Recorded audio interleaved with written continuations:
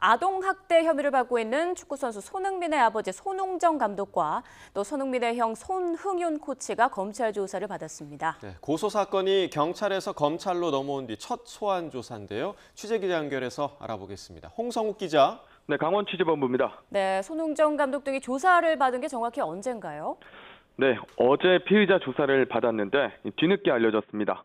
유소년 축구클럽인 손 아카데미의 핵심 관계자죠. 손흥민 선수의 아버지 손흥정 감독과 형 손흥윤 코치 그리고 정모 코치 등 3명입니다. 일정 등을 비공개한 채 춘천지방검찰청에서 조사가 진행됐는데요. 고소 내용과 함께 경찰이 수사에 넘긴 전반적인 사건 기록을 검토한 것으로 알려졌습니다. 지금까지 드러난 혐의는 일단 아동복지법상 아동학대 혐의인데요. 피의자인 손 감독과 코치들이 아카데미 유소년 축구 선수였던 A군을 신체적, 정서적으로 학대했다는 겁니다.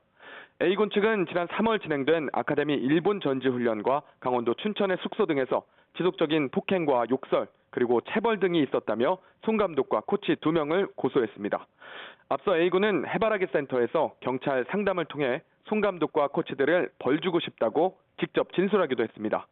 고소 사건이 불거진 당시 손흥정 감독은 보도자료를 내고 체력 훈련 도중 이뤄진 체벌이 있었다는 건 인정하면서 아이들에 대한 사랑이 전제되지 않은 언행은 없었다고 해명했습니다. 네, 이 사건과 관련해서 합의금 뒷거래 논란 등이 계속되고 있죠. 앞으로 진행 과정 어떻게 될까요?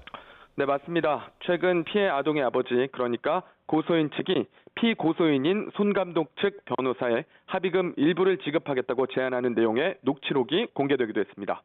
합의금을 가지고 뒷거래를 하는 거냐는 논란을 빚기도 했는데요. 앞서 손흥정 감독 역시 상대가 수억 원 합의금을 요구해 합의에 이르지 못했다고 주장했습니다. 이에 대해 피해 아동 부친은 불법으로 녹취된 대화로 아동학대라는 사건 본질에서 벗어난 여론몰이라고 주장하고 있습니다. 최근 스포츠 관련 시민단체 역시 성명을 냈습니다. 사랑과 훈육을 핑계로 폭력을 행사한다는 점에서 더욱 분노스럽다는 내용이었는데요. 체육계에 만연하다고 알려진 지도자 폭력 문제가 이번에 다시 거론되는 모습입니다. 사건을 수사한 강원경찰청은 앞서 지난 4월 손 감독과 코치 2명을 검찰에 넘겼습니다. 2달 보름 만에 첫 소환 조사가 이뤄진 만큼 앞으로 있을 검찰의 추가 조사나 기소 여부가 관심입니다.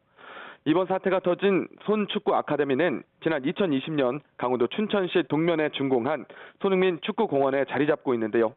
검찰이 기소를 결정하면 추후 재판은 춘천지방법원에서 열리고 치열한 양측 법정 공방이 예상됩니다. 지금까지 강원취재본부에서 YTN 홍석욱입니다.